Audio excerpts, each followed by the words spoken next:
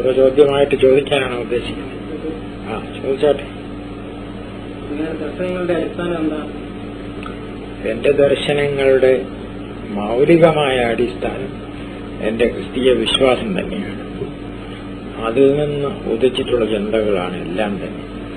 ആ വിശ്വാസത്തിന്റെ ഏറ്റവും പ്രധാനമായ ഭാഗം യേശു ക്രിസ്തു ലോകത്തെ മുഴുവൻ സ്നേഹിക്കുന്നു, എല്ലാ മനുഷ്യരെയും സ്നേഹിക്കുന്നു, എല്ലാവർക്കും വേണ്ടി ജീവിച്ചു, എല്ലാവർക്കും വേണ്ടി തന്റെ ജീവനെ പരിഗണിച്ചു. ക്രിസ്ത്യാനികൾക്ക് വേണ്ടി മാത്രമല്ല, മനുഷ്യരാശിക്ക് മുഴുവൻ വേണ്ടിയാണ് യേശു ക്രിസ്തു ജീവിച്ചതും മരിച്ചതും ഉയർത്തെഴുന്നേറ്റതും എന്നുള്ള ഫണ്ടമെന്റൽ ഫാക്റ്റാണ് എന്റെ ഫിലോസോഫിക്കൽ വിഷന്റെ എല്ലാം പുറകിൽ കിടക്കുന്നത്.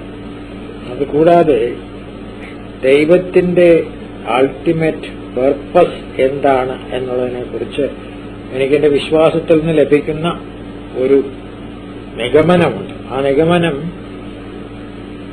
എല്ലാറ്റിനെയും പരസ്പര കലഹങ്ങളിൽ നിന്നും സ്പർദ്ധകളിൽ നിന്നും തിന്മകളിൽ നിന്നും വീണ്ടെടുത്ത് എല്ലാറ്റിനെയും ഏകോപിപ്പിച്ച് രമ്യതപ്പെടുത്തി അതിൽ വസിക്കുവാൻ ഈശ്വരൻ ആഗ്രഹിക്കുന്നു എന്നുള്ള ക്രിസ്ത്യൻ കാഴ്ചപ്പാടാണ് എന്റെ പ്രധാനപ്പെട്ട ദർശനത്തിന്റെ രണ്ടാമത്തെ വിഭാഗം. അത് ദൈവത്തിന്റെ പർപ്പസസിനെ പറ്റിയുള്ള നിഗമനമാണ്. അത് റാഷണലായിട്ട് പ്രൂവ് ചെയ്യാൻ സാധിക്കുകയില്ല.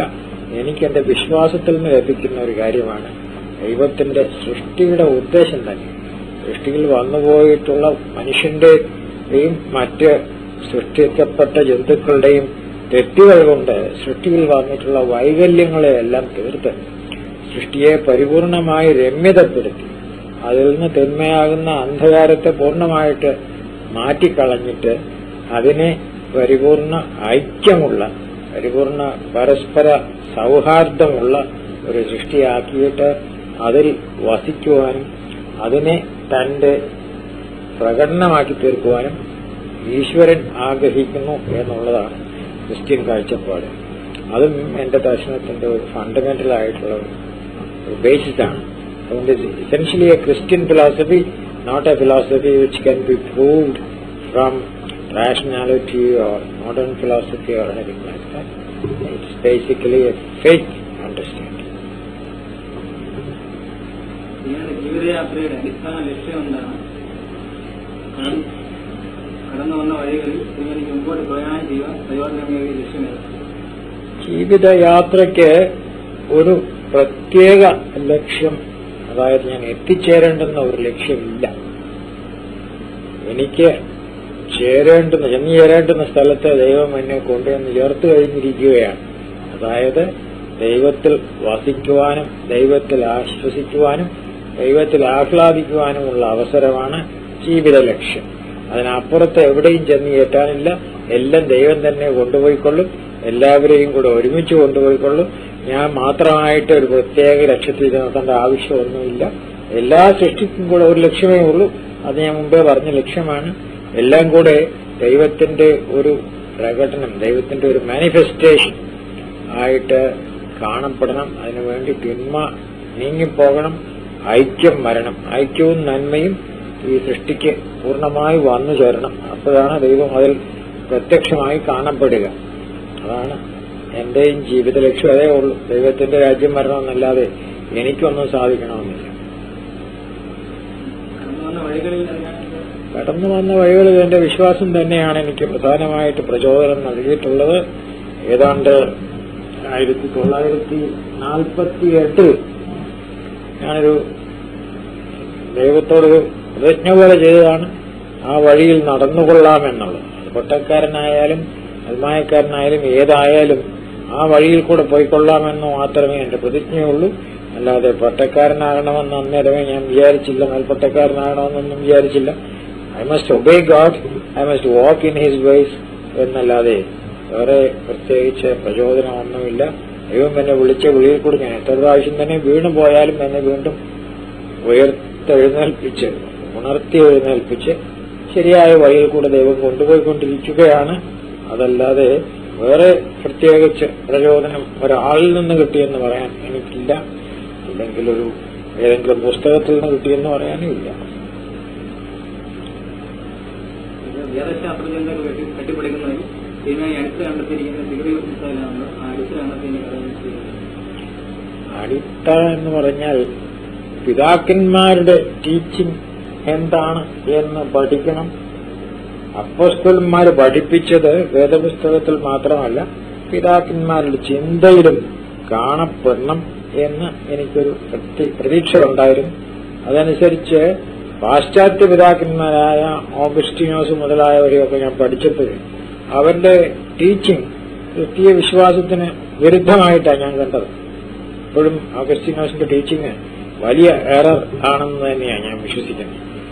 അതേസമയത്ത് പൗരസ്ത്യ പിതാക്കന്മാരെന്ന് പറയുന്നവരുടെ ഇടയിൽ കപ്പദോക്യൻ പിതാക്കന്മാരെന്ന് പറയുന്ന 3 പേര് ഏറ്റവും പണ്ഡിതന്മാരായിരുന്നു, പഠിച്ചവരായിരുന്നു, ഭൗതിക സംസ്കാരം നല്ലതുപോലെ ശീലിച്ചിട്ടുള്ളവരായിരുന്നു. അതുകൊണ്ട് അവരുടെ ചിന്തയിൽ ആശയങ്ങൾ കാണും എന്നുള്ള വിചാരം കൊണ്ട് ആദ്യം ബാസേലിയോസിനെ ഡീറ്റെയിൽഡായിട്ട് പഠിക്കുകയും അതിനുശേഷം ഗ്രെഗറി ഓഫ് നാസിയാൻസിനെ പഠിക്കുകയും അതിനുശേഷം ഗ്രെഗറി ഓഫ് നിസ്സായെ കണ്ടെത്തുകയുമാണ് ഉണ്ടായിട്ടുള്ളത്. ഗ്രെഗറി ഓഫ് നിസ്സായെ കണ്ടെത്തിയപ്പോൾ ആദ്യം മുതലേ here is A philosophical theologian who really lays the foundation of his philosophy in very clear and unmistakable terms എന്ന് മനസ്സിലാവുകയും അതിനുശേഷം നിസ്സായെ പറ്റി വെസ്റ്റേണേഴ്സ് എഴുതിയിട്ടുള്ള പലതും വായിച്ചു നോക്കിയപ്പോൾ മിസ്റ്റിക് ആണെന്ന് പറയും, സെമി പെലേജിയൻ ആണെന്ന് പറയും എന്നല്ലാതെ നിസ്സായുടെ ദർശനത്തിന്റെ ആന്തരികമായ സത്ത എന്താണെന്ന് മനസ്സിലായില്ല. അവർക്ക് മനസ്സിലായിട്ടില്ല എന്ന് എനിക്ക് തോന്നി. അതുകൊണ്ട് ഞാനത് കൂടുതൽ പഠിക്കുകയും അവസാനം എന്റെ ഡോക്ടറൽ ഡിസർട്ടേഷൻ എഴുതുന്ന സമയത്ത് അതേക്കുറിച്ച് കൂടുതൽ ഡീറ്റെയിൽഡ് ആയിട്ട് വിശകലനം ചെയ്യുകയും ചെയ്തു എന്നുള്ളത് തന്നെയാണ്. അതുകൊണ്ട് ഗ്രെഗറി ഓഫ് നിസ്സ പറയുന്നതെല്ലാം അതേപടി ഞാൻ സ്വീകരിക്കുന്നു എന്ന അർത്ഥമില്ല. ഒരു വലിയ ദർശനം അദ്ദേഹത്തിൽ നിന്ന് എനിക്ക് കിട്ടിയിട്ടുണ്ടെന്നുള്ളതല്ലാതെ I am not a blind follower of Gregory of Nyssa. പല കാര്യങ്ങളിലും അദ്ദേഹം അന്നത്തെ 4-ാം ശതാബ്ദത്തിലെ ചിന്തകൾക്ക് അനുസൃതമായിട്ട് പലതും എഴുതിയിട്ടുണ്ടാകാം. എന്നാലും അദ്ദേഹത്തിന്റെ ചിന്തയിൽ 20-ാം ശതാബ്ദത്തിന് അപ്പുറത്തും കണ്ടംപററി ആയിട്ടുള്ള പല കാര്യങ്ങളും ഉണ്ട് എന്ന് ഞാൻ കണ്ടുപിടിച്ചു.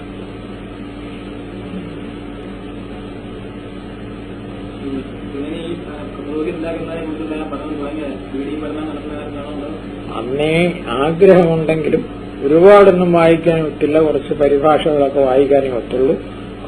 യേൽ യൂണിവേഴ്സിറ്റിയിൽ എത്യോപ്യയിലെ ജോലി രാജിവെച്ച് യേലിൽ പോയി കഴിഞ്ഞപ്പോഴാണ് ഈ പഠനം ആരംഭിച്ചത്. അപ്പോൾ അവിടെ യേൽ യൂണിവേഴ്സിറ്റിയിലെ പ്രൊഫസർമാർക്കും വലിയ കാര്യമായിട്ട് ഇതൊന്നും അറിയാൻ പാടില്ല എന്ന് കണ്ടതുകൊണ്ടാണ് ഓക്സ്ഫോർഡിൽ വന്നത്. ഓക്സ്ഫോർഡിലും പ്രൊഫസർമാരെ സംബന്ധിച്ചിടത്തോളം അവർക്ക് കുറെ പഴയ പ്രജുഡിസല്ലാതെ കാര്യമായ പാണ്ഡിത്യമൊന്നും ഉള്ളതായിട്ട് കണ്ടില്ല. പിന്നെ തന്നെത്താൻ പഠിച്ച് കാര്യങ്ങൾ കുറെ മനസ്സിലാക്കി എന്നുള്ളത്.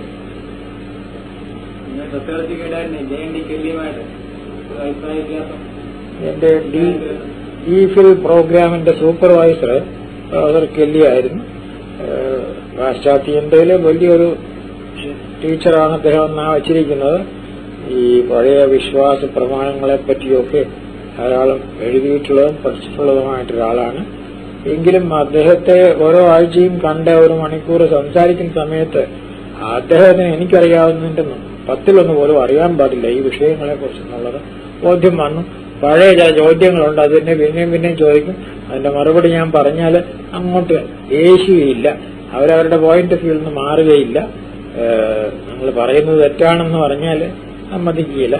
ഓഗസ്റ്റിനെ വല്ലതും വിമർശിച്ചാൽ പറയും, Augustine can stand your criticism and survive it, so don't worry about it, is a great thinker, you are a small man എന്ന് എന്നോട് അവർ പറഞ്ഞു. എന്നൊക്കെ പറഞ്ഞു.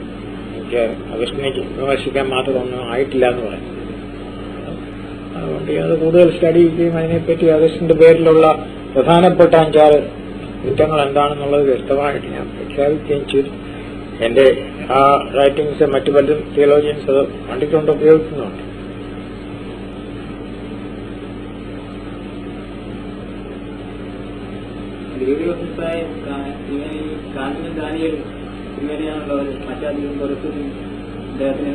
എന്ന് പറയാൻ നോക്കിയില്ല. ഞാന് ഗ്രെഗറി ഓഫ് നിസ്സ സൊസൈറ്റി എന്ന് പറഞ്ഞൊരു സൊസൈറ്റി ഉണ്ട്. കാർഡിനാൾ ഡാനിയേലു പാശ്ചാത്യ രാജ്യങ്ങളിലും ഗ്രിഗറിയസ് നിസ്സായെ പറ്റിയുള്ള പഠനം പ്രധാനമായി ആരംഭിച്ചവരിൽ ഒരാളായിരുന്നു. അതിന്റെ പശ്ചാത്തലം ഇന്റർനാഷണൽ പട്രിസ്റ്റിക് കോൺഫറൻസ് എന്നും പറഞ്ഞ് പലപ്പോഴും ആഗോളവ്യാപകമായിട്ട് കൂടാറുള്ള ഈ പിതാക്കന്മാരുടെ എഴുത്തുകളെ പറ്റിയുള്ള എക്സ്പെർട്സിന്റെ കോൺഫറൻസിൽ ഏറ്റവും അധികം നമ്മൾ പഠിക്കേണ്ടുന്നത് ഗ്രിഗറിയസ് നിസ്സായാണെന്ന് അവരൊരു തീരുമാനം ചെയ്തു. ആ തീരുമാനത്തിന്റെ ഫലമായിട്ട് കാർഡിനൽ ഡാനിയേലു പാരീസിലെ ഗ്രിഗറിയസ് നിസ്സായെ പറ്റി വളരെ കൂടുതൽ പഠിക്കാനും അതേക്കുറിച്ച് പലതും എഴുതാനും തുടങ്ങി. അദ്ദേഹത്തിന്റെ റൈറ്റിംഗ്സ് വളരെ പ്രൗഢമാണ്. പലതും പുതിയ ഒരുപാട് കാര്യങ്ങൾ അദ്ദേഹം തന്നെയാണത് തെരഞ്ഞെടുത്ത് പൊക്കിക്കൊണ്ടുവന്നതെല്ലാം. അതിൽ നിന്ന് ഞാൻ പ്രോഫിറ്റ് ചെയ്തിട്ടുണ്ട്. പിന്നെ അതിന്റെ ആ സൊസൈറ്റിയുടെ ഒരു മെമ്പറായിട്ട് ഞാൻ തീർന്നു.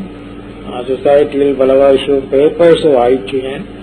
അതുപോലെ തന്നെ ആ സൊസൈറ്റിയുടെ ഇതല്ലാതെ വേറെ ഒരു ഇൻസ്റ്റിറ്റ്യൂട്ടുണ്ട്, ഗ്രിഗറിയസ് നിസ്സ റിസർച്ച് ഇൻസ്റ്റിറ്റ്യൂട്ട് എന്നും പറഞ്ഞു, ജർമ്മനിയിലെ മ്യൂൺസ്റ്റർ യൂണിവേഴ്സിറ്റിയുടെ ഒരു ഭാഗമായിട്ട് ഒരു ഇൻസ്റ്റിറ്റ്യൂട്ട് ഉണ്ട്.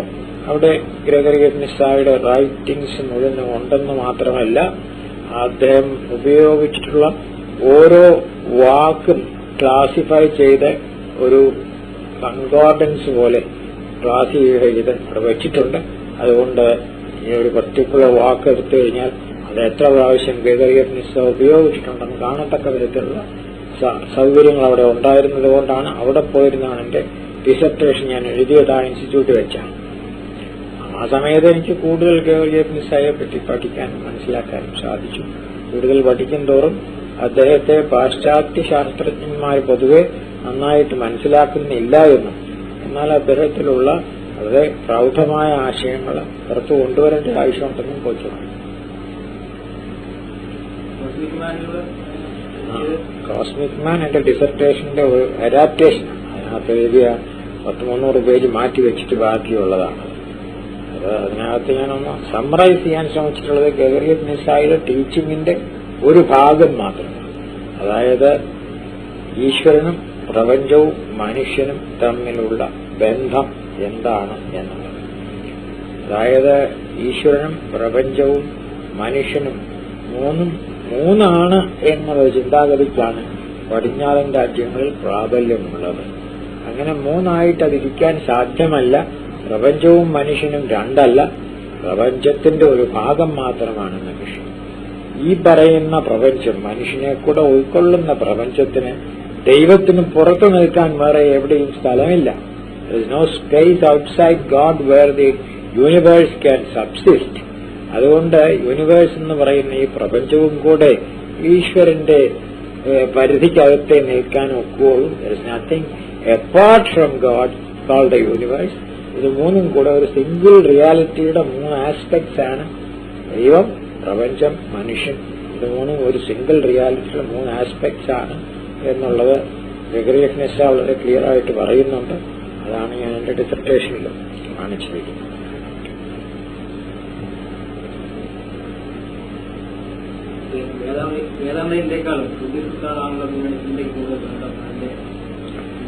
വേദാന്ത ചിന്തയിലുള്ള പ്രധാനപ്പെട്ട പ്രശ്നം ഈ ഭൂമിയിലുള്ള ജീവിതം അതിൽ നിന്ന് രക്ഷപ്പെടാനുള്ള ഒരു സാധനമായിട്ടാണ് അവരിപ്പം മൗലികമായിട്ട് കരുതുന്നത്. ഈ ഭൂമിയിലുള്ള മനുഷ്യന്റെ ജീവിതവും അനുഭവവും വെറും ഒരു തടവ് ആണ്. അതിൽ നിന്ന് രക്ഷപ്പെട്ട് മോചിക്കപ്പെട്ട് മുക്തി പ്രാപിക്കണം എന്നുള്ള ചിന്ത തെറ്റാണെന്ന് എനിക്ക്, ശങ്കരനെ ഞാൻ വളരെയധികം പഠിക്കുന്ന കാലത്ത് തന്നെ എനിക്ക് വിചാരമുണ്ട്. That is wrong. അതായത് ഈ സൃഷ്ടിയിൽ നമുക്കുണ്ടാകുന്ന ഇപ്പോഴത്തെ അനുഭവത്തിന് ഫണ്ടമെന്റലായിട്ട് റിയാലിറ്റി ഇല്ലായിരിക്കാം, അതിന് പരമാർത്ഥിക സത്തയിലുള്ള റിയാലിറ്റി ഇല്ലായിരിക്കാം, വെറും വ്യാവർത്തികമായിട്ടുള്ള റിയാലിറ്റി മാത്രമേ ഉള്ളായിരിക്കാം. അത് ഞാൻ സമ്മതിക്കാം. പക്ഷെ ആ വ്യാവർത്തികമായ റിയാലിറ്റിക്ക് ഈ പരമാർത്ഥികമായ റിയാലിറ്റിയുമായി യാതൊരു ബന്ധവുമില്ല. ഈ വ്യാവർത്തിക റിയാലിറ്റിയിൽ നിന്ന് പുറത്തിറങ്ങിയെങ്കിൽ പരമാർത്ഥിക റിയാലിറ്റിയെ കാണാൻ ഒക്കൂ എന്നുള്ളതാണ് വേദാന്തത്തിലെ, ശങ്കരവേദാന്തത്തിൽ പ്രത്യേകിച്ച് കാണുന്നത്. ആ denial of the world as something which is to be escaped from. സംസാരം, പ്രപഞ്ചം എന്ന് പറയുന്നത് നെഗറ്റീവായിട്ടുള്ള ഒരു കാഴ്ചപ്പാടാണ് ശങ്കരനിലും മറ്റു പലതിലും ഒക്കെ കാണുന്നത്. അതുകൊണ്ട് അതൊക്കുകയില്ല എന്നുള്ളത് കൊണ്ടാണ് ഞാൻ കുറച്ചുകൂടെ ശങ്കരാചാര്യര് വളരെ കാലം കഴിഞ്ഞാ വരുന്നത്, 8ാം ശതാബ്ദത്തിലേ വരുന്നുള്ളൂ. അതിനു മുൻപ് തന്നെ ബ്രാഹ്മണ വേദാന്തത്തിൽ ഈ പ്രശ്നം ഉണ്ടായിരുന്നു. ആ പ്രശ്നമുള്ള അതേ സമയം തന്നെ ആ മതത്തിന്റെ നേതാക്കന്മാരായിട്ടുള്ളവര് ഈ മതം ഉപയോഗിച്ച് ധാരാളം പണം ഉണ്ടാക്കുകയും പശുവും പറമ്പും ധാരാളം സംഭരിക്കുകയും ചെയ്യുമായിരുന്നു. അപ്പൊ ഇതൊരു ഫോൾസ് ഡോക്ട്രിനാണെന്ന് എനിക്കൊരു വിചാരം. മനുഷ്യനെ ചൂഷണം ചെയ്യാൻ വേണ്ടി ഉപയോഗിക്കുന്ന ഒരു ഡോക്ട്രിനാണ്. അത് ഞാൻ നോക്കിയപ്പോൾ ബുദ്ധമതക്കാർ അത് തന്നെയാണ് പറയുന്നത്. ബ്രാഹ്മണർക്ക് പശുവും ദാനങ്ങളും പണവും കിട്ടാനും അവർക്ക് വസ്തു സമ്പാദിക്കാനും വേണ്ടിയുള്ള ഒരു ഉപകരണമായിട്ട് അവര് ഈ ഉപനിഷത്തുകളെ പോലും ഉപയോഗിക്കുന്നു, വേദത്തെ ഉപയോഗിക്കുന്നു എന്നുള്ളത് കൊണ്ട് അതിനെതിരായിട്ടുള്ള ഒരു വലിയ റിയാക്ഷൻ ഭാരതീയ പാരമ്പര്യത്തിൽ കിടപ്പുണ്ട്. ആ റിയാക്ഷന്റെ 3 രൂപങ്ങള്: ഒന്ന് ചാർവാക സിദ്ധാന്തം, വെറും മെറ്റീരിയലിസം, ആധ്യാത്മികമായ ഒന്നുമില്ല, മാറ്റർ മാത്രമേ ഉള്ളൂ എന്നുള്ളൊരു വാദം. അതെനിക്കൊട്ടും സ്വീകാര്യമല്ല. രണ്ടാമത് ജൈന സിദ്ധാന്തം. ജൈന സിദ്ധാന്തത്തിലും ഹിന്ദു ബ്രാഹ്മിൻ തിങ്കിങ്ങിനോട് വളരെ ശക്തിയായ എതിർപ്പുള്ള ഒരു പ്രൊട്ടസ്റ്റാണത്. അതിനകത്ത് ഒരു ജൈന റൈറ്റർ, ഒരു വലിയ ശ്രേഷ്ഠനായ ഗുരു പറയുന്നത്, ഈ നല്ല ജൈനന്മാരായ പറയുന്നത് അദ്ദേഹം വിശ്വസിക്കുന്ന കാര്യം, അത് എമ്പതിനെ പറ്റി പറയാം. എന്നത് വിശ്വസിക്കുന്നവന്മാരെ ഇത് പറയുന്നു.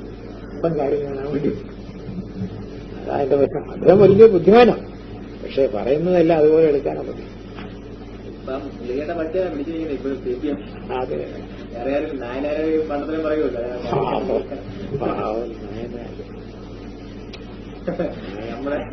നമ്മളുടെ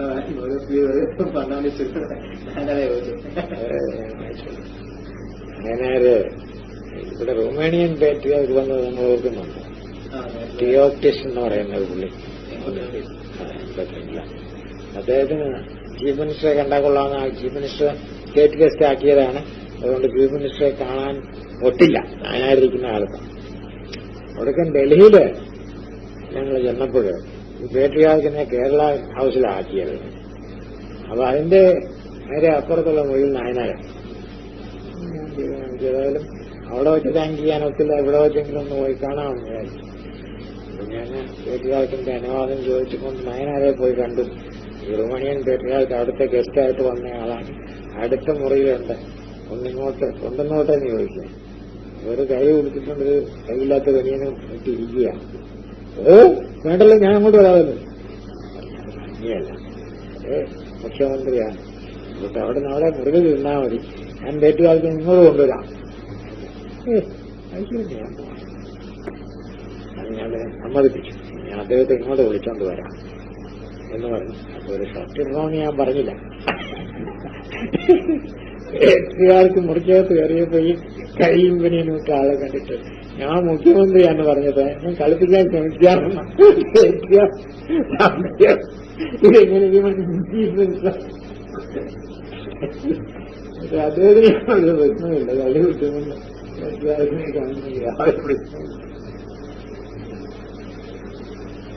അല്ല. അതിനുമുമ്പ് അദ്ദേഹം വാങ്ങി രഹസ്യമായിട്ട് വേണം.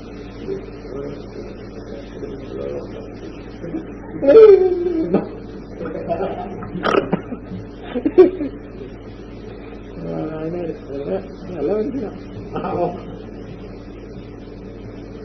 പീഡിത്തൊഴിലാളികളുടെ സംസ്കാരത്തിൽ വളർന്നു വന്നതാണ്. നല്ല ഭംഗിയായിട്ട് പീഡിത്തൊഴിലാളികളുടെ മലബാർ പീഡിത്തൊഴിലാളികളുടെ മലയാളം പറയും. ഒരു ദിവസമാണ് നമുക്ക് മനസ്സിലാവുകയില്ല. ഒരിക്കലും ഒരു ദിവസത്തിൽ തലശ്ശേരിലോ കണ്ണൂർ ഞങ്ങൾ ഒരുമിച്ച് സംസാരിക്കുകയായിരുന്നു. 2 പേരും സ്റ്റേജിലുണ്ടായിരുന്നു. എന്നോട് പറഞ്ഞു, ഞാൻ ഇവരുടെ ഭാഷയിൽ സംസാരിക്കാൻ പോവുക, എനിക്ക് മനസ്സിലാവും സംശയമാണ്. കേൾക്കണ്ട, ഞാൻ കേട്ട് നോക്കി ഒരു പിടിയും കിട്ടില്ല. നല്ല ശരിയായ തലശ്ശേരി മലയാളം, വീഡിയോറുകാരുടെ മലയാളം ഭംഗിയായിട്ട് പറയും. അത് കഴിഞ്ഞ് അദ്ദേഹം അവരോട് സംസാരിച്ചു കഴിഞ്ഞിട്ട് പിന്നെ സാധാരണ മലയാളത്തിൽ സംസാരിച്ചു. ഒരുപാട് കഴിവുണ്ട്. പാവം രാജ്യം ഭരിക്കാനൊന്നും നോക്കിയ അദ്ദേഹത്തിന്റെ ഭരണകാലത്ത് CITക്ക് ഇവിടെ ഒരുപാട് സ്ട്രൈക്ക് ഉണ്ടാക്കി. ചീഫ് മിനിസ്റ്റർ CPM-കാരൻ CITക്ക് സ്ട്രൈക്ക് ഉണ്ടാക്കി. ഇദ്ദേഹം അവരെ വിളിച്ച് പറഞ്ഞു, നിങ്ങളിങ്ങനെ ചെയ്താൽ അങ്ങനെ, ഞാനാ അവിടുത്തെ മുഖ്യമന്ത്രി, നിങ്ങൾ എനിക്കെതിരായിട്ട് സ്ട്രൈക്ക് ഉണ്ടാക്കി ഞാൻ എന്ത് ചെയ്യും എന്ന് ചോദിച്ചത് CITക്കാർ പറഞ്ഞു, നായനാർക്ക് വേണ്ടത് ഞങ്ങൾ തന്നില്ലേ, അവിടെ ഇരുന്നോ, ഞങ്ങളെ ഭരിക്കാനൊന്നും വരട്ടാന്ന് പറഞ്ഞു. അദ്ദേഹം തന്നെ പറഞ്ഞു എന്നോട്. അതൊക്കെ ഇവിടുത്തെ കാര്യങ്ങളൊക്കെ അങ്ങനെയാണ്. മുഖ്യമന്ത്രി ആയാലും CITനെ ഒന്നും നിയന്ത്രിക്കാനൊന്നും നോക്കുകയില്ല.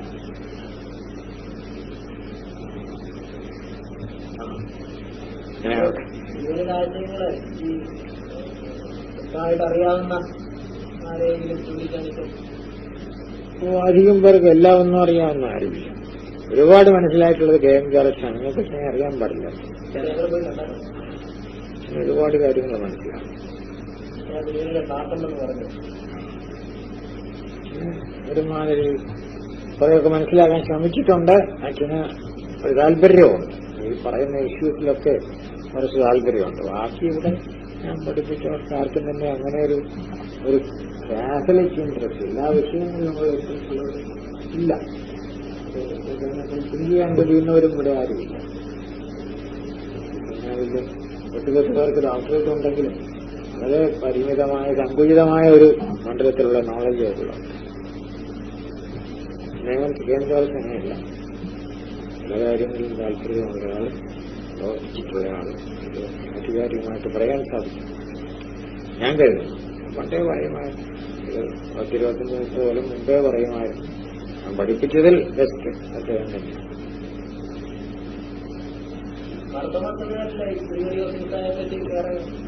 പഠിച്ച ഒരാളിപ്പം പഠിച്ചിട്ടുണ്ട്. പക്ഷേ വൈജ്ഞാനികത്തിന്റെ നിന്ന് പഠിച്ചതാണ്. അതുകൊണ്ട് അതിന്റെ എല്ലാ വശങ്ങളും വായിക്കാണ്. അദ്ദേഹത്തിന്റെ പുസ്തകങ്ങളൊക്കെ വായിച്ചിട്ടുണ്ട്, പഠിക്കുന്നുണ്ട്. ആരും ന്റെ ആളെ എനിക്കിഷ്ടമാണ്. പക്ഷേ മാത്രം മനസ്സിലായി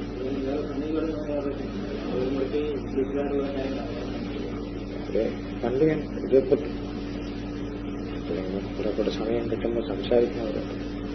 ഞാൻ കിട്ടുന്നില്ല ഒട്ട് പല കാര്യങ്ങൾ ചെയ്യാനുള്ളത്.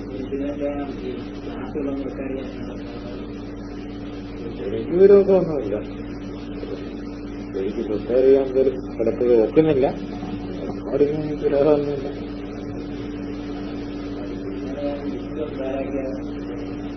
ബിബ്ലിയോഗ്രഫി ഒരാളാരെങ്കിലും ഡെലിവറി വന്ന റിസർച്ച് ചെയ്യണം. ഇവരെ കൊണ്ടൊന്ന് നോക്ക്, ഇതിരിച്ചറിയാൻ പറ്റുമെന്ന് പറയുന്ന ആളൊക്കെ നോക്കുക. ശരിയുമായിട്ടുള്ള സെക്ഷൻ കുറച്ച് നാൾ നോക്കി ഇതിനെ കൊണ്ട് സാധിക്കില്ല. അതിനുള്ള കഴിവൊക്കെ ഒരുപാട് മെറ്റീരിയൽസ് ഒക്കെ കിടപ്പുണ്ട് ഡൽഹിയിൽ. Hundreds of art. ആരെങ്കിലും പോയി അവിടെ ഒരു മാസം എനിക്ക് സന്തോഷമാണ്. അവിടെ വന്ന് താമസിക്കാം. ഇപ്പൊ വലിയ ചൂടാ. ഇത് കഴിഞ്ഞിട്ട്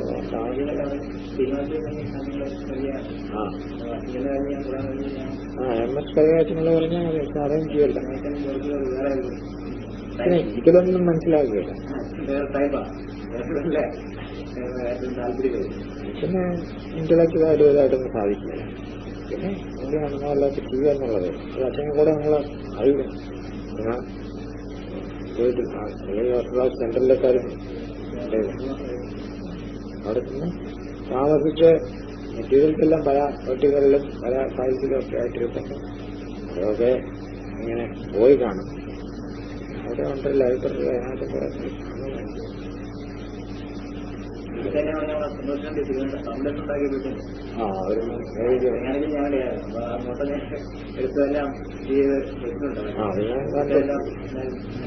രീതിയിലുള്ളത് ആരും ചെയ്തിട്ടില്ല ഇതുവരെ.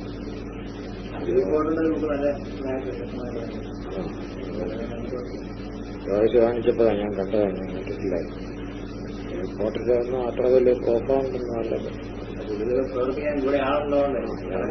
ധർമ്മങ്കാര് വളരെ സപ്പോർട്ട് ചെയ്യും.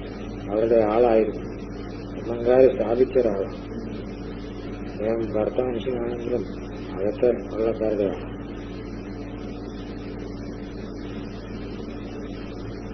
അതിനകത്ത് കുറെ കാര്യങ്ങൾ ചെയ്യണം.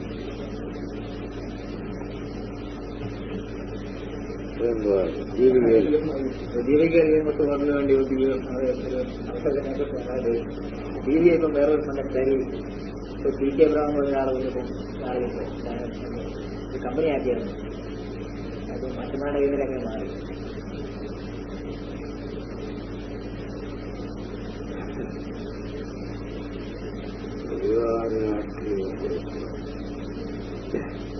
പറഞ്ഞുതരാം. ചിന്താൻ പറ്റുമെന്നില്ല. ഇപ്പം ഇതിനൊക്കെ വേറൊരു പ്രശ്നം ഇറക്കിയിരിക്കുന്നത് ഇവിടെ ബസ്സിനകത്ത് എല്ലാ ആഴ്ചകളും എന്ന് പറഞ്ഞൊരു ബന്ധമാണ് അപ്പം കേരളത്തില്. അപ്പോഴത്തേക്കും ഈ വരാൻ ഇതൊക്കെ അതിനെക്കുറിച്ച് വിഷയമുണ്ടായിരുന്നു. ഇ.എം.എസ് പറയുന്നത് കോടതി നിരോധിച്ചാൽ ഞാൻ ബന്ധു നടത്തുന്ന പ്രശ്നമാണ്.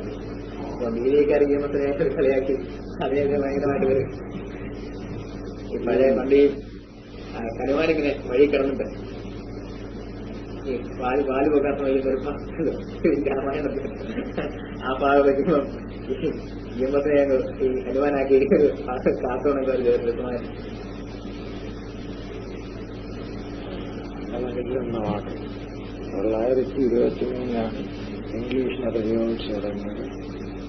പരമ്പരാഗത രാഷ്ട്രീയ പ്രമാണങ്ങൾ കർശനമായി പാലിക്കുന്നതിനും ഉദ്ദേശിച്ചായിരുന്നു.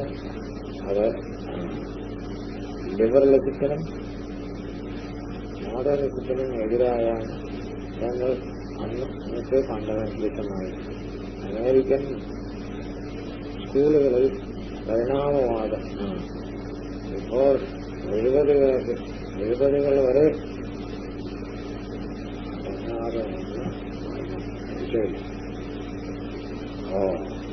ഫണ്ടമെന്റലിസത്തെ പറ്റി, ഇപ്പൊ ഈ മതമൗലിക വാദത്തെ പറ്റി ഞാനൊരു ചെറിയ ലേഖനം എന്നതിനെക്കുറിച്ചൊന്നും പറയുന്നില്ല. പിന്നെ ഈ വാക്ക് ഉപയോഗിക്കുന്നത് കുറച്ചുകൂടെ ഭംഗിയായിട്ട് വേണമെന്നുള്ളത് ഞാൻ എഴുതിയ ദേശാഭിമാൻ പബ്ലിഷ് ആരാ ദേശാഭിമാനോട് എഡിറ്ററാരാണ്? പത്രത്തിന്റെ നായകാൻ ആരാ? ആണോ? ഗോവിന്ദൻപിള്ള ഇല്ല, പുറത്താ. ആണോ? ഞാൻ എഴുതി ഗോവിന്ദൻപിള്ള ഇപ്പം ഇ.എം.എസിന്റെ എഴുത്തുണ്ടായിരുന്ന ഒരു ആർട്ടിക്കിൾ എഴുതാൻ പറഞ്ഞു. ഇർഫാൻ ഹബീബിന്റെ ദോഷത്തെ പറ്റിയുള്ള ആർട്ടിക്കിളിനെ പറ്റി ഒരു കമന്റ് എഴുതാനുണ്ട്. മലയാളത്തിൽ അയ്യോ ഇയാള് മരിച്ചുപോയോ? അറിഞ്ഞില്ല. സുരേന്ദ്രനാഥ് എന്റെ സ്നേഹിതനാണ്, അടുത്ത സ്നേഹിതൻ. അതെ, വളരെ അടുത്ത സ്നേഹമാണ്. കിമ്മിൽ സോങ്ങും വെച്ചു. കിമ്മിന് വിടാ സോങ്ങിൽ പ്രസിഡന്റ് കുറച്ച് വ്യത്യാസമൊക്കെ വരും. പക്ഷെ കിമ്മിനെ പോലെ ആരെ കൊണ്ടുപോക്കുകയില്ല പിടിക്കാൻ. ഈ സദ്ദാം ഹുസൈന്റെ കാര്യം പറഞ്ഞതുപോലെ അവർക്ക് സ്വന്തമായൊരു ലോകമുണ്ട്. ആ ലോകത്തെ അവർ ജീവിക്കും. എന്റെ സുരേന്ദ്രനാഥ് മരിച്ചുപോയ ഒരു സങ്കടമാണ്. പ്ലെയിനില്ല, അത് വലിയ എഴുതി. എന്റെ ഒരു സുഹൃത്തിന്റെ ഏതെന്റെ വലിയ ഗുരു ബാബ വെരുത്താസിംഗ് എന്നും പറഞ്ഞു, സിഖുകാരുടെ ഒരു ബാബ അദ്ദേഹത്തിന്റെ കാൽക്കെല്ലാം ഇരുന്ന് പഠിക്കുന്ന ആളാണ്. എല്ലാ കാര്യങ്ങളും ഗവൺമെന്റ് ചെയ്യുന്നത് അദ്ദേഹത്തെ പ്രയോഗിച്ചിട്ടാണ്. നല്ല മനുഷ്യനാണ് ബാബാജി. എന്റെ വലിയ കൂട്ടുകാരൻ. എന്റെ പ്രാവശ്യം എന്റെ വീട്ടിൽ വന്നിട്ടുണ്ട്. കുളു താഴ്വരയിൽ ഇന്നലെ രാവിലെ ആയിരുന്നു പുതുതായി വന്ന സിംഗർ വിമാനം. രാവിലെ 9 ഭാര്യയും മരിച്ചു. എല്ലാ ആണ്ടിലും എനിക്ക് ഗ്രീറ്റിംഗ് സാഹിത്യം എഴുത്താഹിത്യം ഒക്കെ ചെയ്യുന്നതാണ്. എന്തൊക്കെയാ? What is the procedure? You going to ask me some questions? എന്റെ ഒരു പുസ്തകം അറിയുന്നുണ്ട്.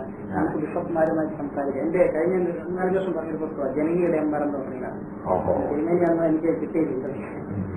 ഒരു സോഷ്യലിസ്റ്റ് മൈൻഡുള്ള ലോകത്തിലെ ബിഷപ്പുമായിട്ടുള്ള ജീവിതത്തിലോ ഞങ്ങളുടെ തൊട്ടത്തിൽ നിന്നോ തൊട്ടത്തിൽ നിന്ന്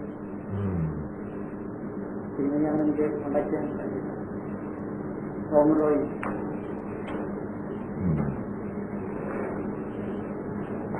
തിരുമേനി അഭിഷേകത്തിൽ തിരുമേനി എത്തിയപ്പോഴായിരുന്നു. ഇപ്പം മിഷണറി ആകാനായിട്ട് ഫോം ചെയ്തതായ ഘടകം എന്താണെന്ന് പറയാം.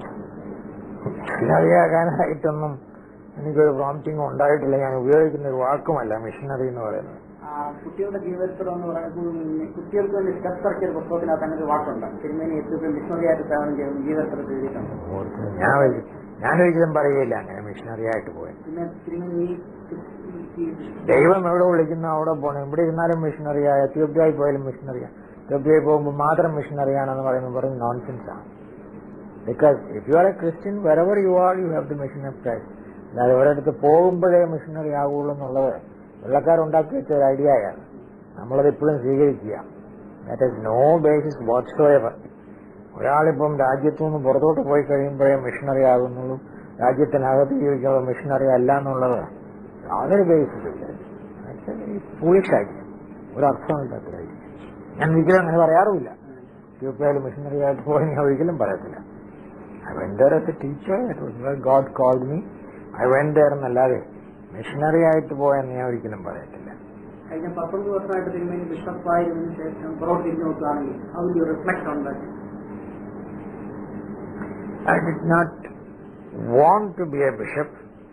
Bishopric was actually sort of imposed on me by circumstances of my church's history, and I accepted it under pressure from people. എന്നല്ലാതെ എനിക്ക് ബിഷപ്പാക്കണമെന്ന് ഒരിക്കലും ഒരു ഉദ്ദേശമില്ലായിരുന്നു. I would have preferred to be just an ordinary Christian layman or something like that. But then God called me to be a priest, and then it seems God made me a bishop എന്നല്ലാതെ പുറകോട്ട് തിരിഞ്ഞു നോക്കുമ്പോൾ എപ്പോഴും ദൈവം എന്നെ നയിച്ചു എന്നല്ലാതെ I don't have any particular regrets or anything of the kind. Wherever God calls me, I must go എന്ന് മാത്രമേ എനിക്കുള്ളൂ. ബിഷപ്പായിട്ടായാലും കഴിഞ്ഞ 19 വർഷം എന്തെങ്കിലും ശ്രദ്ധേയമായ നേട്ടങ്ങൾ തിരുമേനിക്ക് അയ്യോ നേട്ടങ്ങളെപ്പറ്റി ഞാൻ സാധാരണ ചിന്തിക്കാറില്ല. ദൈവം തരുന്ന ജോലി ചെയ്യുക എന്നല്ലാതെ എന്റെ നേട്ടമായിട്ടൊന്നുമില്ല. പല കാര്യങ്ങൾ ചെയ്തിട്ടുണ്ട്. അത് ഉദാഹരണമായിട്ട് സെമിനാരി ബിൽഡപ്പ് ചെയ്ത് കൊണ്ടുവന്നു എന്നുള്ള ഒരു കാര്യമാണ്. അതുപോലെ പലതും പലയിടത്തും ചെയ്തിട്ടുണ്ട്. അതൊന്നും നേട്ടമായിട്ടൊന്നും ഞാൻ കരുതുന്നില്ല. ചെയ്തിട്ടുള്ള പ്രവർത്തനങ്ങളൊന്നും പറയാൻ സാധിക്കുന്നു. അതിപ്പം കോംപ്രിഹെൻസീവായിട്ട് എന്നെ കൊണ്ട് പറയാൻ സാധ്യമല്ല. ഒരുപാട് കാര്യങ്ങൾ ചെയ്തിട്ടുണ്ട്. More than most people I have done things. അത് പക്ഷെ എല്ലാം കൂടി ഇപ്പോൾ ഡിസ്ക്രൈബ് ചെയ്യാമെന്ന് എന്നെ കൊണ്ട് ഒക്കെയായിരിക്കും. ഈ ബയോഡേറ്റ അതിനകത്തോണ്ട് ഞാൻ ചെയ്തിട്ടുള്ളതും ഇപ്പൊ ചെയ്തുകൊണ്ടിരിക്കുന്നതുമായ എല്ലാ കാര്യങ്ങളും അതിനകത്തുണ്ട്. അത് ഞാൻ തരാം. തിരുമേനി ശക്തിയോടെ കൊടുക്കാൻ ഉദ്ദേശിക്കുന്ന ഏതെങ്കിലും മേഖലകളുണ്ടോ? എംഫസൈസ് ചെയ്യുന്ന മേഖലകളൊന്നും? തിയോളജിക്കൽ ട്രെയിനിങ് എന്ന് പറയുന്നത് നല്ല വൈദികരെ ഉണ്ടാക്കിയെടുക്കുക എന്ന് പറയുന്നത് എനിക്ക് വളരെ ഇമ്പോർട്ടൻസ് ഉള്ളതായിട്ട് തോന്നുന്നുണ്ട്. അതുപോലെ നല്ല ലേമനം ഉണ്ടാകുക എന്നുള്ളത് ഈക്വലി ഇമ്പോർട്ടന്റ് ആണ്. രണ്ടുമായി എനിക്ക് ഇൻട്രസ്റ്റ് ഉള്ള മേഖലകൾ രണ്ടെണ്ണം: training of laity and training of clergy. അത് പിന്നെ ഇപ്പോഴത്തെ സമയത്ത് I think equipping the women to complete their ministry എന്നുള്ളത് വളരെ ഇമ്പോർട്ടന്റ് ആയിട്ട് എനിക്ക് തോന്നുന്നുണ്ട്. സ്റ്റുഡന്റ് മൂവ്മെന്റിന്റെ ഇമ്പോർട്ടൻസ് വളരെ ഹൈ ആയിട്ട് ഞാൻ കരുതുന്നുണ്ട്. എല്ലാ മേഖലകളിലും ഇമ്പോർട്ടൻസ് ഉള്ളതാണ്, ഒന്നും അൺഇമ്പോർട്ടന്റ് അല്ല. ഭാരതത്തിൽ നിന്ന് നടന്നു വരുന്ന ഉദാരവൽക്കരണത്തിനെതിരെയും രാഷ്ട്രോടമ്പതിരെയും ഇന്ത്യ ഒപ്പിട്ടതിനെതിരെയും പല ക്രിസ്ത്യ ചിന്തകന്മാരും പ്രതികരണം സംസാരിക്കുന്നു. എന്താണ് തിരുമേനിക്കുന്നതിനുള്ള പ്രതികരണം? നമ്മളൊരു ബട്ടിൽ ചെന്ന് ചാടി എന്നുള്ളത് മാത്രമേ ഉള്ളൂ.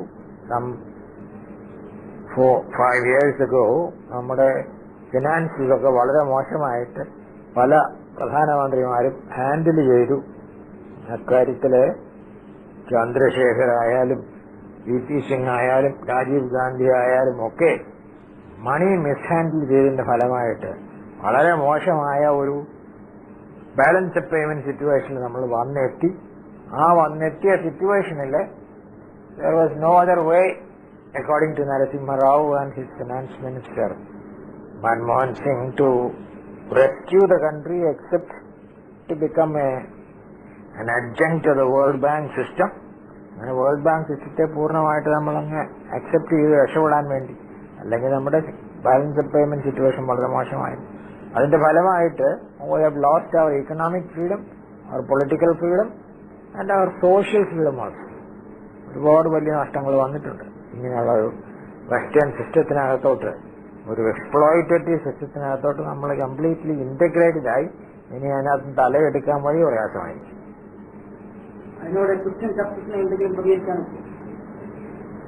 എനിക്ക് ക്രിസ്ത്യൻ ചർച്ചസ് എന്തെങ്കിലും ചെയ്യുമെന്ന് എനിക്ക് തോന്നുന്നില്ല.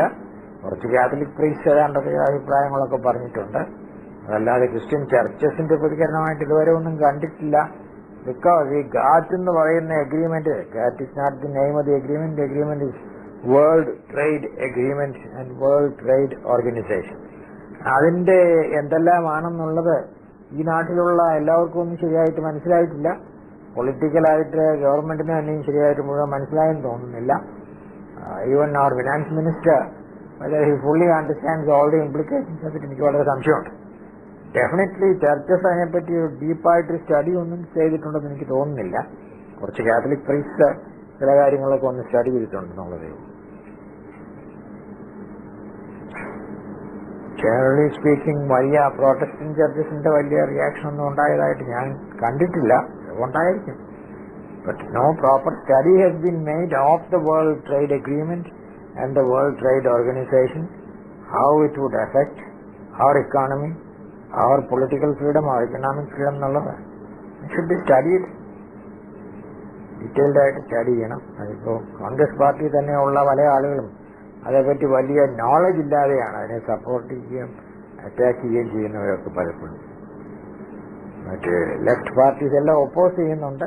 Even they have not fully understood all the implications of this treaty and this organization. ഈ ജനറ്റിക് എഞ്ചിനീയറിംഗ് ദൈവത്തിന്റെ സൃഷ്ടിയെ മാനിപ്പുലേറ്റ് ചെയ്യുന്നതായിട്ട് ആണല്ലോ. അപ്പൊ അതിനെ നമ്മളെ പ്രതികരണം ഉണ്ടായിരുന്നു ക്രിസ്ത്യൻ ചർച്ച. ജനറ്റിക് എഞ്ചിനീയറിംഗിന്റെ സാധ്യതകള് വർദ്ധിച്ചു വരുംതോറും കൂടുതൽ പ്രോബ്ലംസ് ഉണ്ടാകും. ഇതുവരെ നമുക്ക് സാധിക്കുന്ന ജനറ്റിക് എഞ്ചിനീയറിംഗ് വളരെ പരിമിതമാണ്. നമുക്ക് പ്രധാനമായിട്ട് ഇതുവരെ സാധിച്ചിട്ടുള്ളത് സീഡ്സ്, അതുപോലെ ബാക്ടീരിയ, ഇതൊക്കെ പുതിയതായിട്ട് ഉണ്ടാക്കാൻ നമ്മളെ കൊണ്ട് സാധിച്ചിട്ടുണ്ട്. അതിനകത്ത് ഒരുപാട് കോംപ്ലിക്കേഷൻസ് ഒക്കെ ഉണ്ട്. But genetic engineering on humans എന്ന് പറയുന്നത് ഒരു സ്പെഷ്യൽ ഇഷ്യൂ ആണ്. മനുഷ്യന്റെ ജനറ്റിക് സ്ട്രക്ചർ മാറ്റാനുള്ള സാധ്യത മനുഷ്യന് എന്തുമാത്രം ഉണ്ടെന്നുള്ളതിനെ കുറിച്ച് ഇതുവരെ ഉള്ള നിഗമനങ്ങളൊക്കെ ഇച്ചിരി എക്സാജറേറ്റ്. അത്രയൊന്നും ചെയ്യാനുള്ള സയൻസിന് സാധിച്ചിട്ടില്ല. ഈ ജീൻസിനകത്ത് മനുഷ്യന്റെ ഓരോ ക്യാരക്ടറിസ്റ്റിക്സിനെയും കരുപ്പിടിക്കുന്ന എലിമെന്റ്സ് ഉണ്ടെന്നും അവയെ ചേഞ്ച് ചെയ്യാമെന്നും ഒക്കെയുള്ള ആ വ്യാമോഹം ഇപ്പൊ കുറെ പോയിരിക്കാം. പിന്നെ പ്രധാനമായിട്ട് ചെയ്യാൻ സാധിക്കുന്നത് ഇപ്പോ ചില ട്രാൻസ്പ്ലാന്റുകൾ നടത്താൻ കുറെ ജീൻസ് എടുത്ത് വേറെ ജീൻസ് വെക്കാൻ ഒക്കുന്ന ചില കേസസ് ഉണ്ടെന്നല്ലാതെ മനുഷ്യന്റെ എല്ലാ സ്വഭാവവും ജനറ്റിക്കായിട്ട് കരുപ്പിടിക്കാനുള്ള കപ്പാസിറ്റി സയന്റിഫിക് ആയിട്ട് ഇതുവരെ സയന്റിഫിക് ടെക്നോളജിക്കലായിട്ട് മനുഷ്യന് ഉണ്ടായിട്ടില്ല. ഉണ്ടായതിന് 4 കൊല്ലം മുമ്പേ ആളുകൾ ചിന്തിച്ചു, അത്രയൊന്നും ഇല്ല. ഈ സയൻസ് ആൻഡ് ടെക്നോളജിയുടെ വളർച്ചയിൽ എസ്പെഷ്യലി തേർഡ് വേൾഡ് കൺട്രീസിന് ഏറ്റവും കൂടുതൽ ദൂഷ്യം ഉണ്ടാകാനുള്ള സാധ്യത എന്നാണ് പൊതുവെ പറയപ്പെടുന്നത്. അപ്പം അതിന് നമുക്ക് എന്ത് ചെയ്യാനോ എന്നോട് എങ്ങനെ ഇപ്പോഴത്തെ പ്രധാനപ്പെട്ട പ്രശ്നം 3. ഒന്നാമത്, science and technology has now become a commodity for sale in the world market. അതിന്റെ ഒറിജിനൽ ഉദ്ദേശം മനുഷ്യന്റെ വിജ്ഞാനം വർദ്ധിക്കാനും മനുഷ്യന് പുതിയ സാധ്യത ഉണ്ടാകാനും വേണ്ടിയായിരുന്നു. ഇപ്പൊ അത് കച്ചവടത്തിനുള്ളൊരു കമ്മോഡിറ്റി ആയി തീർന്നിരിക്കുന്നത് കൊണ്ട് it has been taken over by large corporations as a way of making profits, and those who are more advanced in technology can exploit those who are less advanced. Avangane science and technology has become part of the exploitative system that already exists in the world ennulladana adinte oru prashnam. Rendamathe prashnam, science and technology യുടെ വലിയൊരു വിഭാഗം destructive ആയിട്ടുള്ള military പർപ്പസിന് വേണ്ടിയാണ് ഇപ്പോൾ ഉപയോഗിച്ചുകൊണ്ടിരിക്കുന്നത്. ഏറ്റവും കൂടുതൽ കാര്യക്ഷമമായിട്ട് മറ്റുള്ളവരുടെ ലൈഫും പ്രോപ്പർട്ടിയും നശിപ്പിക്കാനുള്ള ഉപാധികൾ കണ്ടുപിടിക്കാൻ വേണ്ടിയാണ് ശാസ്ത്രത്തിന്റെയും സാങ്കേതിക വിജ്ഞാനികത്തിന്റെയും വലിയ ഭാഗം ഇപ്പോൾ ഉപയോഗിച്ചുകൊണ്ടിരിക്കുന്നത്. അതിനുവേണ്ടി ഒരു ഗ്രൂപ്പ് ഓഫ് സയന്റിസ്റ്റ് മറ്റുള്ള സയന്റിസ്റ്റുമായിട്ട് യാതൊന്നും ഡിസ്കസ് ചെയ്യാതെ സെപ്പറേറ്റ് ആയിട്ട് സീക്രട്ട് ആയിട്ട് വർക്ക് ചെയ്തുകൊണ്ടിരിക്കുന്നു എന്നുള്ളത് ശാസ്ത്രത്തിന്റെ ഒരു വലിയ വൈകല്യമാണ്. Science should be available for the better purpose of man, not for war and destructive purpose. മൂന്നാമത്, ഈ ശാസ്ത്രത്തിനകത്ത് സയൻസ് എന്ന് പറയുന്നത് സബ്ജക്ട് ഓബ്ജക്ട് തിങ്കിങ് ആണ്. മനുഷ്യൻ അറിയുന്നവൻ ഒരു വശത്തും അറിയപ്പെടുന്ന മറുവശത്തുമായിട്ട്. ആ വിജ്ഞാനം മനുഷ്യനെ യാഥാർത്ഥ്യത്തിൽ നിന്ന് വളരെയധികം അകറ്റുന്ന ഒരു വിജ്ഞാനം. മനുഷ്യൻ എന്ന് പറയുന്നത് പ്രകൃതിയുടെ ഒരു ഇന്റഗ്രൽ പാർട്ടാണെന്നുള്ളത് മറന്നുപോകാനും, മനുഷ്യനെന്ന് പറയുന്നത് ഈശ്വരനിൽ മാത്രം അധിഷ്ഠിതമായിട്ടുള്ളൊരു യാഥാർത്ഥ്യമാണെന്നുള്ളത് മറന്നുപോകാനും ഈ ശാസ്ത്രം നമ്മളെ സഹായിച്ചിട്ടുണ്ട്. ഇപ്പോഴത്തെ സെക്യുലർ കൾച്ചറും അതിനകത്തുള്ള ഈ സെക്യുലർ നോളജും അതോടുകൂടെ മനുഷ്യൻ മതത്തിൽ നിന്നും ദൈവത്തിൽ നിന്നും അകന്നു പോകാനുമൊക്കെ സയന്റിഫിക് മെത്തഡോളജി വളരെയധികം സഹായിച്ചിട്ടുണ്ട്. These are the basic problems. അതിന്റെ കൂടെ ഒന്നുകൂടെ പറയണമെങ്കിൽ ഏറ്റവും പ്രധാനപ്പെട്ട ചോദ്യങ്ങൾ മനുഷ്യനെ സംബന്ധിച്ചിടത്തോളം, what is the meaning of life, how do I find fulfilment in life, അത് പറയാൻ ശാസ്ത്രത്തിന് അറിയാൻ പാടില്ല. Same time science use to claim that only its kind of knowledge is true knowledge. അത് ആണ് ശാസ്ത്രത്തിന്റെ വലിയ പ്രിറ്റൻഷൻ ആയിട്ടിരുന്നത്. It was pretending that it only had a monopoly on knowledge. ഇപ്പോൾ ശാസ്ത്രത്തിന്റെ നോളജിന് അത്രയും വിലയില്ല എന്നുള്ളത് ശാസ്ത്രം തന്നെ സമ്മതിച്ചു തുടങ്ങിയിട്ടുണ്ട്. ക്രിസ്ത്യൻ ഗ്രൂപ്പ് എന്നും പറഞ്ഞൊരു പ്രതികരണത്തെ പറ്റി എനിക്ക് വലിയ താല്പര്യമില്ല.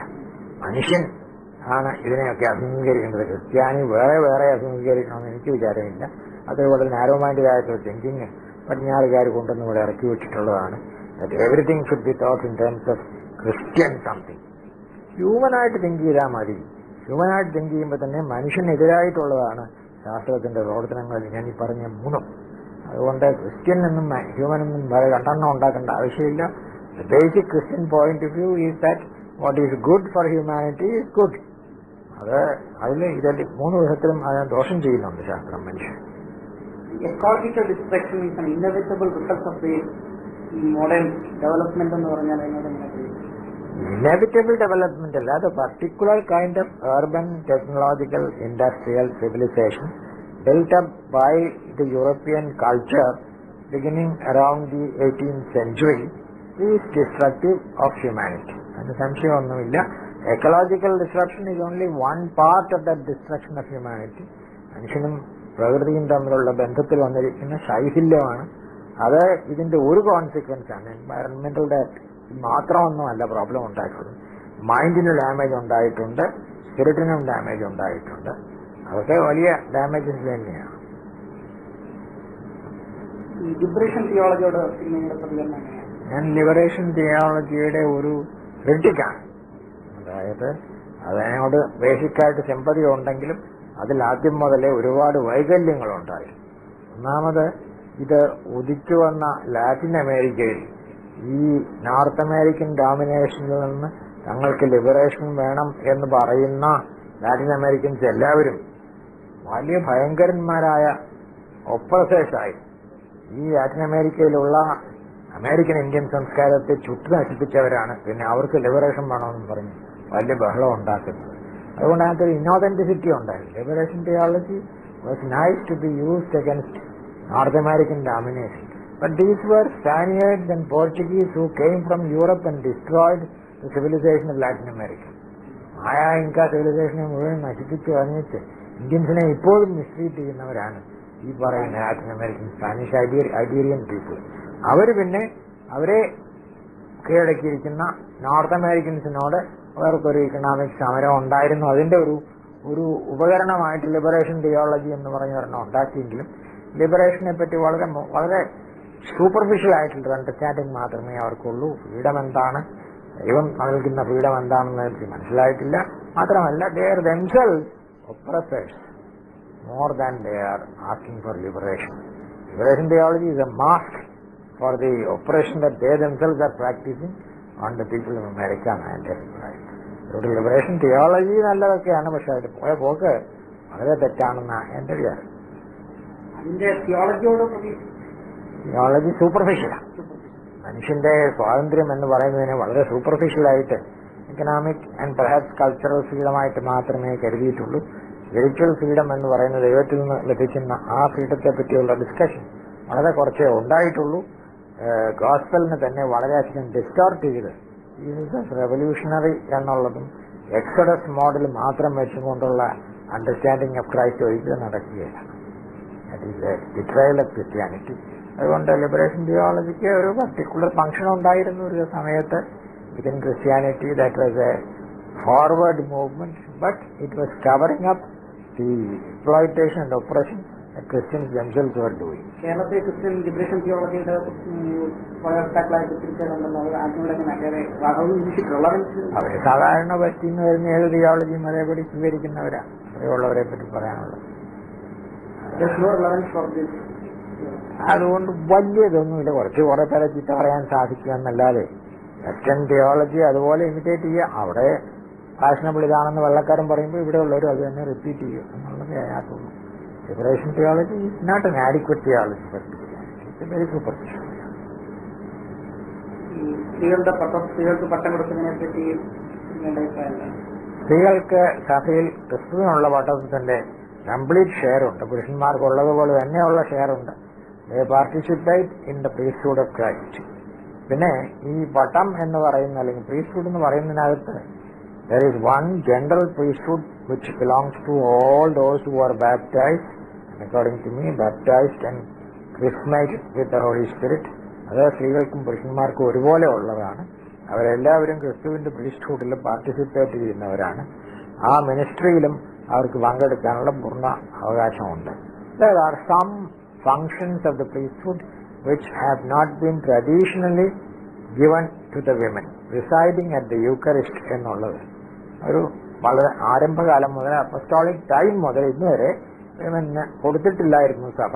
അത് അപ്പോസ്തലന്മാർ പഠിപ്പിച്ചത് അങ്ങനെയായിരുന്നു. That the residing at the Eucharistic assembly should be left to the bishop and the presbyters and not to the presbyteri. സ്ത്രീകളെ presbyters ആയിട്ട് ആദ്യകാലത്തൊക്കെ ഉണ്ടായിരുന്നു. അവർക്ക് യൂക്കറിസ്റ്റിക് പ്രിസൈഡിങ് കൊടുക്കാറില്ല, എപ്പിസ്കോപ്പേറ്റും കൊടുക്കാറില്ല. ബാക്കി മിനിസ്ട്രീസിലൊക്കെ അവർക്ക് പങ്കെടുക്കാൻ ഒക്കും. ബാപ്റ്റൈസ് ചെയ്യുന്ന കാര്യത്തിലും പഠിപ്പിക്കുന്ന കാര്യത്തിലും എല്ലാം അവർക്ക് ധാരാളം ഈക്വലായിട്ടുള്ള പങ്ക് കൊടുക്കാൻ സാധിക്കും. But presiding at the eucharistic ministry and exercising the episcopate has been from apostolic times confined to men and the church has followed that tradition. അത് ഇപ്പോൾ ഉടനെ മാറ്റണമെങ്കിൽ അതിന് തക്കതായ ഒരു കാരണം കണ്ടുപിടിക്കണം. അത് ഇതുവരെ ആരും പറഞ്ഞിട്ടില്ല. സ്ത്രീകൾക്ക് പട്ടം കൊടുക്കരുതെന്ന് പുസ്തകത്തിലില്ലല്ലേ? പുസ്തകത്തിൽ ടോയ്ലറ്റിൽ പോകണമെന്ന് എഴുതിയിട്ടില്ലല്ലോ, പല്ല് കേൾക്കണമെന്നും എഴുതിയിട്ടില്ല. അതുകൊണ്ട് എതിരായിട്ടൊന്നും ഇല്ലല്ലോ. Apostolic practice is more important. Bible എന്ന് പറയുന്നത് for the Protestants Bible is primary. For us, Bible is not primary. What the apostles taught is primary. That is in the Bible also. But what the apostolic teaching ഇങ്ങനായിരുന്നു. അപ്പോസ്തലന്മാർ ക്രമീകരിച്ച് സഭയിൽ ക്രമീകരിച്ചത് പുരുഷന്മാർക്ക് മാത്രമേ Eucharistic assembly പ്രിസൈഡ് ചെയ്യാനും എപ്പിസ്കോപ്പേറ്റ് exercise ചെയ്യാനും ഉള്ള അവകാശം കൊടുത്തിട്ടുള്ളൂ. അത് അപ്പോസ്തോളിക് ഓർഡിനേഷൻ ആണത്. അത് ആ പതിവ് ഞങ്ങൾ തുടർന്നുകൊണ്ട് പോകുന്നു എന്നുള്ളതേ ഉള്ളൂ. Same time women should be given full responsibility for preaching, teaching, serving. അതെല്ലാം സ്ത്രീകൾക്ക് പൂർണ്ണമായ പങ്ക് കൊടുക്കണമെന്ന് വിശ്വസിക്കുന്ന ആളാണ്.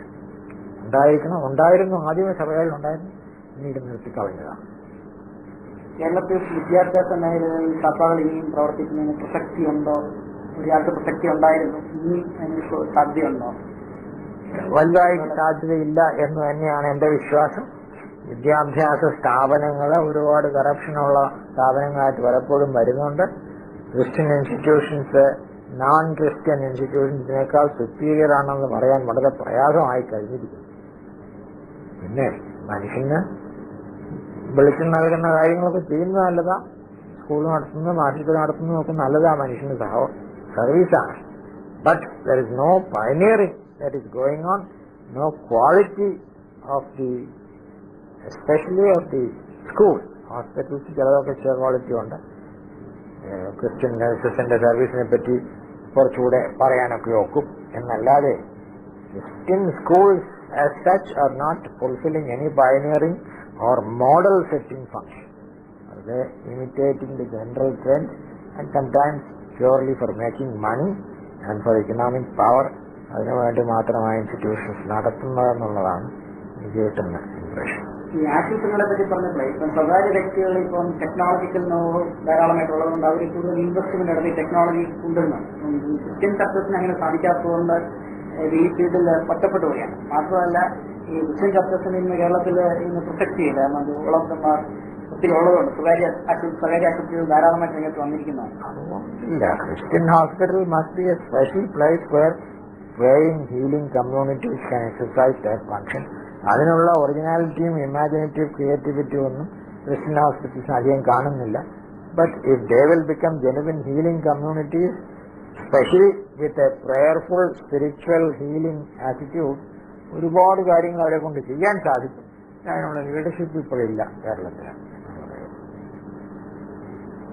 ഈ സുവിശേഷവൽക്കരണം നോർത്ത് ഇന്ത്യയിലേക്ക് ഇപ്പം നമ്മൾ ധാരാളം കൃഷ്ണന്മാരെ വിടുന്നുണ്ട്, അവിടെ പ്രവർത്തനം നടക്കുന്നുണ്ട്. അപ്പം ഈ മതപരിവർത്തനം നടത്തുന്നതിനെതിരെ ലീഗേജുള്ള പ്രസ്ഥാനങ്ങളെ ശക്തമായിട്ട് വിമർശിക്കണം.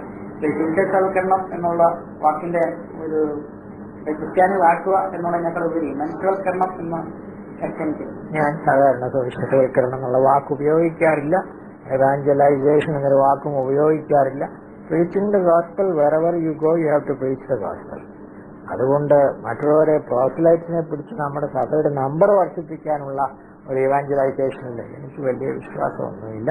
അതേ മറിച്ച് if the Christian church would live a community Christian life, it can set a standard for the world. അതാണ് കുറെ കൂടെ പ്രധാനമായിട്ടുള്ളത്. ഈ മിഷൻ എന്ന് പറയുന്ന ചിന്താഗതി തന്നെ തെറ്റാണെന്നുള്ള അഭിപ്രായമാണ് എനിക്കുള്ളത്. അത് ഇമ്പീരിയലിസത്തിന്റെ ഒരു ഭാഗമാണെന്നാണ് എന്റെ വിചാരം. മിഷൻ എന്ന് പറയുന്നത് you are sent to somebody who somehow is inferior to you എന്നുള്ളൊരു ഒരു പിക്ചറാണ് എപ്പോഴും ഉള്ളത്. വെള്ളക്കാർക്കും ഉള്ളത് അത് തന്നെയാണ്. ബാക്കി യൂറോപ്പിൽ നിന്നും അമേരിക്കയിൽ നിന്നും പുറത്തുള്ളവരൊക്കെ ഇൻഫീരിയർ ആയതുകൊണ്ട് അവിടെ മിഷണറീസ് പോകണം, അവരെ പൊക്കിക്കൊണ്ട് വരാനെന്നുള്ള ചിന്തയാണ്. അത് തന്നെയാണ് ഇപ്പൊ കേരളത്തിൽ നിന്ന് വടക്കോട്ട് പോകുന്നവരും അവർ ഇൻഫീരിയർ ആണ്, നമ്മൾ കൂടുതൽ കണ്ട് നമ്മുടെ കയ്യിൽ ഉണ്ടെന്നുള്ളതാണ്. ഒന്നുമില്ല, നമ്മുടെ കയ്യിൽ ക്യാരക്ടറും ക്വാളിറ്റിയുള്ള മനുഷ്യരുണ്ടെങ്കിൽ wherever they go they will be missionaries. അല്ലാതെ ഇവാഞ്ചലൈസേഷൻ എന്നും പറഞ്ഞൊരു പ്രത്യേക സ്കീം ഉണ്ടാക്കി പോകുന്നത് പ്യുവർ ഇമ്പീരിയലിസമാണ്. അതിനകത്ത് ക്വാളിറ്റിയുള്ള മനുഷ്യരെ കാണുന്നില്ല. ചുമ്മാതെ കുറെ ഇങ്ങനെ പണവും ചെലവാക്കി കുറെ സ്ഥാപനങ്ങൾ ഉണ്ടാക്കുക എന്നുള്ളതല്ലാതെ I have no belief in that kind of evangelisation, that kind of mission. അതൊന്നും ഞാൻ പണ്ട് മുതലേ സ്വീകരിക്കുന്ന കാര്യങ്ങളില്ല. അതിനെതിരായിട്ട് സമരം ചെയ്യുന്ന ആളാണ്. മിഷൻ എന്ന് പറയുന്നത് തന്നെ ഇമ്പീരിയലിസത്തിന്റെ ഒരു ഭാഗമാണെന്ന് വിശ്വസിക്കുന്ന ആളാണ്. ക്രിസ്ത്യാനികളുടെ ജീവിതവും പ്രവർത്തനവും തമ്മിൽ വളരെ വൈരുദ്ധ്യമുണ്ടല്ലോ, അതിനെപ്പറ്റി എങ്ങനെ? അത് ഞാനിപ്പോ പറഞ്ഞു വീണതാണ്. If you live the Christian life, that will itself be sufficiently transformative of life. സമൂഹത്തിൽ തന്നെ പരിവർത്തനം ചെയ്യിക്കാനുള്ള കഴിവ് ക്രിസ്തീയ ജീവിതം ജീവിക്കുമ്പോഴാണ് ഉണ്ടാകുന്നത്, പ്രസംഗിക്കുമ്പോഴല്ല ഉണ്ടാകുന്നത്. ആ ജീവിതം ജീവിക്കാൻ സാധിച്ചാൽ നല്ലതാണ്. അത് ഇവിടെയും ജീവിക്കണം, എവിടെ പോയാലും ജീവിക്കണം. ക്രിസ്തീയ ജീവിതമാണ് കൂടുതൽ ഇമ്പോർട്ടൻറ്റ്. ഇങ്ങനെ ജീവിതത്തിൽ ഏറ്റവും കൂടുതൽ ദുഃഖിപ്പിച്ചായിരുന്നൊരു അവസരം എന്ന് പറയാം. അങ്ങനെയുള്ള ദുഃഖം ധാരാളം സഹിച്ചിട്ടുണ്ട്. കൂടുതൽ മറ്റേതിനേക്കാളും കൂടുതൽ ദുഃഖിച്ചെന്ന് പറയാനൊന്നുമില്ല. ദുഃഖം എന്ന് പറയുന്നത് ദൈവം എന്ന മനുഷ്യന് വരുന്നൊരു കാര്യമാണ്. അത് സന്തോഷത്തോടുകൂടെ സ്വീകരിക്കുക എന്നുള്ളത് ഞാൻ ചെയ്തു. പ്രത്യേകിച്ച് എന്നെ ആരും ദുഃഖിച്ചിട്ടില്ല. സന്തോഷിപ്പിച്ച അവസരങ്ങൾ എന്തെങ്കിലും പറയാം? അങ്ങനെ ഒരെണ്ണം പ്രത്യേകം എടുത്തു പറയാൻ മാത്രമായിട്ട് ഇപ്പം പെട്ടെന്ന് തോന്നുന്നില്ല. ഓർത്തഡോക്സ് ചർച്ചിന്റെ മറ്റ് സഭകളുമായിട്ട് ഈ യൂണിക്നെസ്സോ വ്യത്യാസങ്ങളായിട്ടൊന്നും പറയാൻ പറ്റില്ല. ഓർത്തഡോക്സ് സഭ എന്ന് പറയുന്ന കാര്യം പഴയ അപ്പസ്തോലിക പാരമ്പര്യം തുടർന്നുകൊണ്ട് പോകുന്നവരെന്നാണ് എന്റെ വിശ്വാസം. അതിൽ നിന്ന് പ്രോട്ടസ്റ്റന്റ് സഭകളും കത്തോലിക്ക സഭയും ഒരുപാട് വ്യത്യാസപ്പെട്ടു പോയിട്ടുണ്ടെന്നും ഒറിജിനൽ അൺഡിവൈഡഡ് ചർച്ചിന്റെ ഫെയ്ത്ത് ഇപ്പോഴും ഓർത്തഡോക്സ് ചർച്ച് മെയിൻറ്റെയിൻ ചെയ്യുന്നുണ്ടെന്നുള്ളതും അപ്പസ്തോലിക പാരമ്പര്യം മെയിൻറ്റെയിൻ ചെയ്യുന്നുണ്ട്. അതിൽ ഒരുപാട് പരാജയങ്ങൾ വരുന്നുണ്ടെങ്കിലും there is something in the Orthodox Church which is more continuous with the apostolic tradition എന്ന് തന്നെയാണ് എന്റെ വിചാരം. തിയോളജിയാണ് ഏറ്റവും പ്രധാനമാണെന്ന് വിചാരിക്കുന്നവർക്ക് ആ പ്രശ്നമുള്ളത്. The way you live, the way you worship, that is much more important than the way you talk and the theology. Theology അല്ല important ആയിട്ടുള്ളത്. കമ്മ്യൂണിറ്റിയുടെ ലൈഫും അതിനകത്തുള്ള പ്രിൻസിപ്പിൾസും അതിന്റെ ആരാധനയും ഒക്കെയാണ് കുറച്ചുകൂടെ ഇമ്പോർട്ടന്റ് ആയിട്ടുള്ളത്. That I think is where the Orthodox church should be able to lead. പക്ഷെ അതും സാധിക്കുന്നില്ല. അതിലുമൊക്കെ പരാജയപ്പെട്ട് മറ്റുള്ളവരെയൊക്കെ ഇമിറ്റേറ്റ് ചെയ്ത് അവരെ പോലെ തന്നെ ശക്തിയില്ലാത്തവരും സ്ഥാപനങ്ങൾക്ക് വേണ്ടി ഫൈറ്റ് ചെയ്യുന്നവരും ഒക്കെ ആയിട്ട് തീർന്നിട്ടുണ്ട് ഓർത്തഡോക്സുകാർ. But the Orthodox tradition itself is in basic continuity with the apostolic tradition and we are. ഈ ഓർത്തഡോക്സ് വ്യൂ അബൌട്ട് നേച്ചർ എന്ന് പറഞ്ഞ് പറയണം. ഞാൻ എഴുതിയിട്ടുണ്ട്. Orthodox view on the Eastern view of nature is quite different from the Western view of nature. വെസ്റ്റിലെ നേച്ചറിനെയും മനുഷ്യനെയും തമ്മിൽ ദൈവത്തെയും തമ്മിലും വേർതിരിക്കുന്നുണ്ട്. Separation between God and nature, separation between human beings and nature, അതില്ലാത്ത ഒരു ചിന്താഗതിയാണ് ഓർത്തഡോക്സ് തിയോളജി. ഇത് മൂന്നും കൂടെ ഒരു ഇന്റഗ്രൽ പാക്കേജ് ആയിട്ട് കാണുന്ന ഒരു തിയോളജിയാണ് ഈസ്റ്റിലുള്ളത്. വെസ്റ്റേൺ തിയോളജിയിൽ അത് മൂന്നായിട്ട് സെപ്പറേറ്റ് ചെയ്യുന്നു. ഹ്യൂമാനിറ്റി, നേച്ചർ, ഗോഡ്, മൂന്നാണ് ഒരുമിച്ച് ഇന്റഗ്രേറ്റ് ചെയ്ത് മനസ്സിലാക്കാനൊക്കെ ഇല്ല.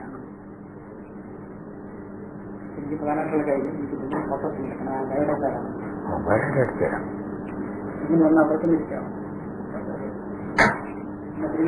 കമ്പ്യൂട്ടർ ഓപ്പറേറ്റ് ചെയ്യുന്ന തിരുമേനി മാത്രമേ കമ്പ്യൂട്ടർ ബയോഡേറ്റ കിട്ടുമോ?